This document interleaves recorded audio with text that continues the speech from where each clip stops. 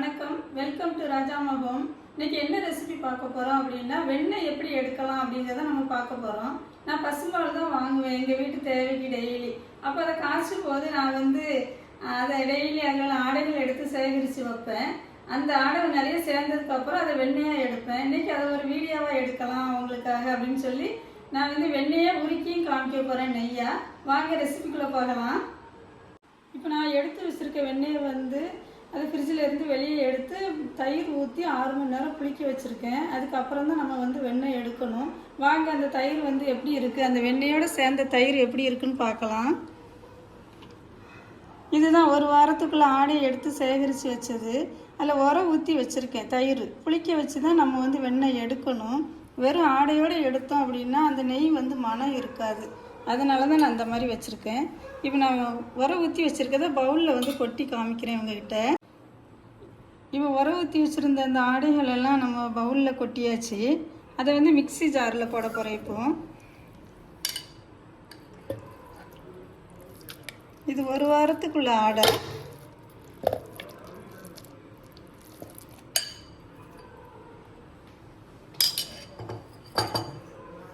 இது ஜில் வாட்ரு தான், ஃப்ரிட்ஜில் வச்ச வாட்ரு ஊற்றி தான் நம்ம மிக்சியில் ஒரு அடி அடித்து எடுக்க போகிறோம்.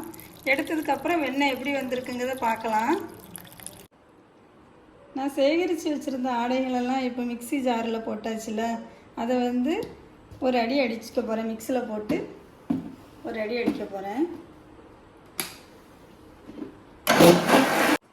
மிக்ஸியில் போட்டு இப்போ அந்த ஆடையை ஒரு அடி அடிச்சிட்டேன். எப்படி இருக்குன்னு பார்க்கலாம். அந்த அளவுக்கு நம்மளுக்கு வெண்ணெயெல்லாம் மேலே மிதந்து வந்திருக்கு.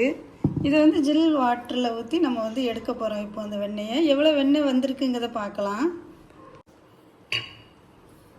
ஜில் வாட்ரு தான் ஊற்றிக்கிட்டு இருக்கேன். ஃப்ரிட்ஜில் வச்சு எடுத்தது தண்ணி. இது தண்ணி நிறைய ஊற்றணும். நிறைய ஊற்றினா தான் நம்மளுக்கு வெண்ணெய் எடுக்க நல்லாயிருக்கும்.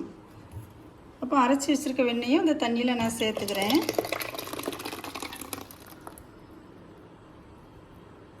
மிக்ஸி ஜாரெலாம் கழுகி உள்ள ஊற்றிக்கலாம். அதுக்கப்புறம் பார்ப்போம். எடுத்து வச்ச ஆடையெல்லாம் மிக்சியில் ஒரு அடி அடித்து இப்போ பாத்திரத்தில் ஊற்றியாச்சு. அது இப்போ ஜில் வாட்டரில் தான் நான் ஊற்றிருக்கேன். அந்த ஆடையில் நம்ம எவ்வளோ வெண்ணெய் வருது அப்படிங்கிறத நம்ம இப்போ பார்க்கலாம். இந்த மாதிரி எடுக்கணும். இப்படி கையை வச்சு இப்படி எடுத்தோம்னா வந்துடும்.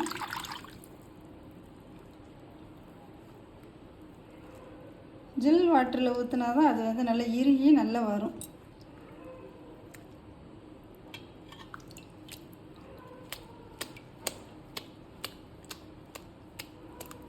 இந்த மாதிரி உருட்டி இந்த பவுலில் நான் தண்ணி வச்சுருக்கேன். அதுவும் ஜில் வாட்ரு தான், அதில் நான் போடுவேன்.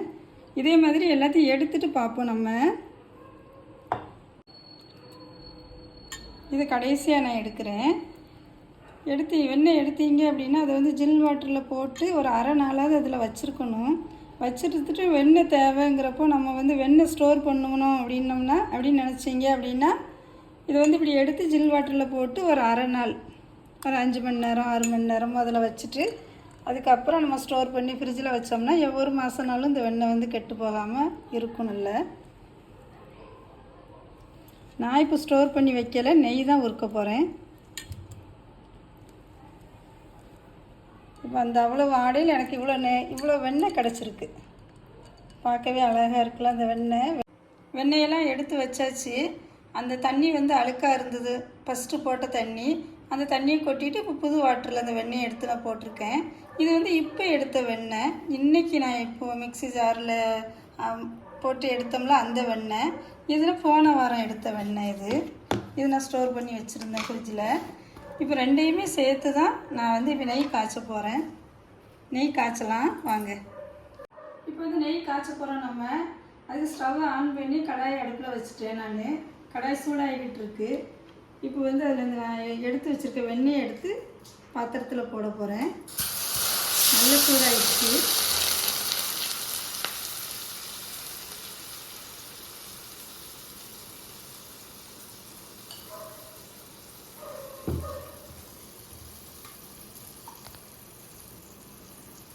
ஃபஸ்ட்டு போன வாரம் எடுத்து வச்சுருந்தால அந்த வெண்ணெயும் இதோடு சேர்த்து நான் இதையும் சேர்த்து தான் இப்போ காய்ச்ச போகிறேன். இவ்வளோ வெண்ணெய்க்கு நம்மளுக்கு எவ்வளோ நெய் வருது அப்படிங்கிறத நம்ம பார்ப்போம்.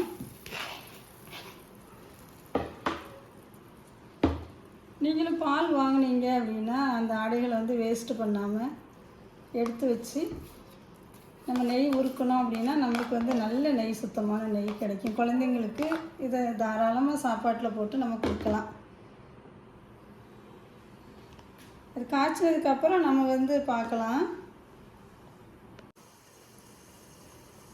வெண்ணெய் எல்லாம் உருகி நல்லா நுரக்கட்டி கொதிக்குது. இது வந்து நம்ம நெய்யாக ஆகுது வரைக்கும் நம்ம வந்து கொஞ்சம் கிண்டி கொடுத்துக்கிட்டு இருக்கணும். நெய்யாக உருகின பிறகு நம்ம பார்க்கலாம். நுரையெல்லாம் வற்றி இப்போ நல்லா கொதிச்சுக்கிட்டு இருக்கு அந்த வெண்ணெய். இனிமேல் தான் நெய்யாக அது மாறும். எண்ணெய் மாதிரி நெய்யாக மாறினதுக்கப்புறம் நம்ம பார்க்கலாம். இப்போ வந்து நெய் ஸ்டேஜுக்கு வந்துருச்சு நம்ம வெண்ணெய். இன்னும் கொஞ்சம்தான் நெய் பதத்துக்கு வரணும். இந்த நெய் வேறு, அதில் உள்ள வெண்ணெயில் உள்ள அந்த பால் மோரில் உள்ள இது வேறு, சக்கை வேறு தனியாக வந்துருச்சு.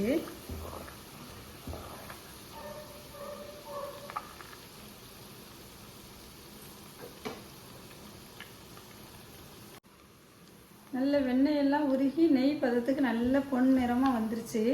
இந்த ஸ்டேஜில் நம்ம வந்து கொஞ்சம் முருங்கைக்கீரை போட்டுக்கலாம். முருங்கைக்கீரை போட்டோன்னா நெய் நல்லா மணக்கும். முருங்கைக்கீரை நம்ம போட்டு நல்லா சடசடன்னு பொரிஞ்சிருச்சு. நெய் வந்து நல்ல பக்குவத்துக்கு வந்தால் தான் அந்த முருங்கைக்கீரை வந்து சடசடன்னு பொரியும். கருவேப்பிலை போட்ட மாதிரி சவுண்டு வரும். இந்த எண்ணெய் ஆயிடுச்சு, கொஞ்சம் நுரையாக இருக்குது. ஆறுனதுக்கப்புறம் அந்த நுரை வந்து அடங்கிடும். ஆறின பிறகு நம்ம பாட்டிலில் ஊற்றி வச்சுக்கணும். நான் வந்து இந்த மாதிரி ஆறுனதுக்கப்புறம் இந்த மாதிரி ஒரு பாட்டிலில் வந்து ஊற்றி ஸ்டோர் பண்ணி வச்சுக்குவேன். அது நம்ம எவ்வளோ நாள் வேணாலும் நம்ம வச்சுக்கலாம். இந்த நெய்யை வந்து நம்ம வீட்டில் உருக்குனது அப்படின்னால சுடு சாதத்தில் பருப்பு போட்டு இந்த நெய் ஒரு ஸ்பூன் ஊற்றி நம்ம சாப்பிட்டோம்னா ரொம்ப நல்லாயிருக்கும், சூப்பராக இருக்கும். இப்போ வந்து இது கடைசி நேரத்தில் வீடே மணக்குது. அந்த நெய் உருக்குனது எங்கள் வீட்டில் அவ்வளோ ஒரு வாசமாக நல்லா இருக்குது.